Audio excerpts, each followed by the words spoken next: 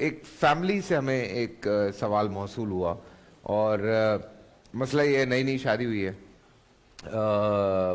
جو صاحب ہیں وہ اہل تشیع ہیں اور جو لڑکی ہے وہ سنیوں میں سے گئی ہیں, تو وہ تھوڑا سا گھر میں ان کے مسئلے مسائل چل رہے ہیں اس پہ, افطار اور سحری پر. افطار اور سحری پہ یہ بہت بڑا ایک ایشو چل رہا ہے گھر میں. اور ایشو نہیں ہے, ایشو بنایا جائے تو الگ بات ہے, ایشو نہیں ہے. اچھا کچھ عرض کروں؟ جی آپ بات جی. بسم اللہ الرحمن الرحیم. دیکھیے یہ ہمارے اس معاشرے کا حسن ہے کہ مختلف قومیتیں, مختلف رنگ, مختلف نسل اور مختلف افکار کے لوگ ایک چھت کے نیچے آرام سے رہتے بھی ہیں اور محبت کے ساتھ زندگی گزارتے بھی ہیں. بے شک جہاں تک اس طرح کی فیملیز کا تعلق ہے جہاں پر شوہر اور بیوی دو مختلف فرقوں یا مسلکوں سے متعلق ہیں, وہاں پر بعض اوقات اس طرح کے مسائل پیش آتے ہیں, لیکن اس کا رستہ جو ہے وہ فکری ہے, لڑائی جھگڑے والا نہیں ہے, الجھن والا نہیں ہے.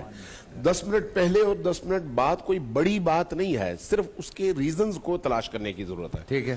اب یہ دیکھیں اہل تشیع میں عام طور پر جو اس میں ٹی وی کے اس پہ اسکرین پہ چل رہا ہوتا ہے کہ 10 منٹ دیر سے یا 10 منٹ پہلے, سحری 10 منٹ پہلے اور افطار 10 منٹ بعد, اس کی جو بنیاد ہے پیچھے وہ ہے صرف احتیاط, کہ کہیں ایسا نہ ہو کہ وقت داخل ہونے سے پہلے میں افطار کر جاؤں, کہیں ایسا نہ ہو کہ وقت داخل ہونے تک میں کھاتا رہوں.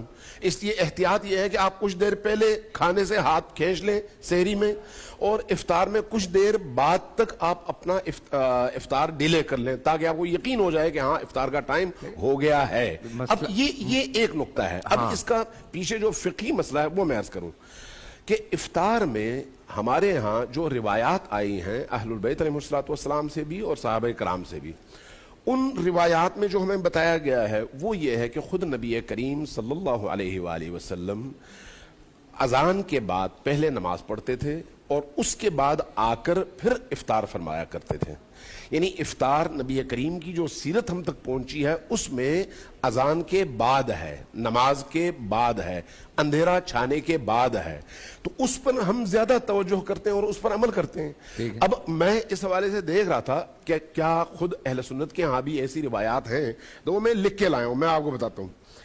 حضرت عمر فاروق اور حضرت عثمان غنی کے حوالے سے امام مالک نے موطا میں, اور امام شافعی نے اپنی مسند میں, اور امام بیہقی نے سنن کبریٰ میں یہ روایتیں نقل کی ہیں, جس میں وہ یہ فرماتے ہیں کہ یہ دونوں حضرات, دونوں خلفائے راشدین نماز کی اذان کے موقع پر پہلے جاتے تھے, نماز پڑھتے تھے, اور اس کے بعد اندھیرا چھانے کے بعد آ کر افطار کیا کرتے تھے. تو اس کا مطلب ہے یہ کوئی اختلافی مسئلہ نہیں ہے, آپ کے سلیقے کا مسئلہ ہے کہ آپ کس روش کو پسند کرتے ہیں.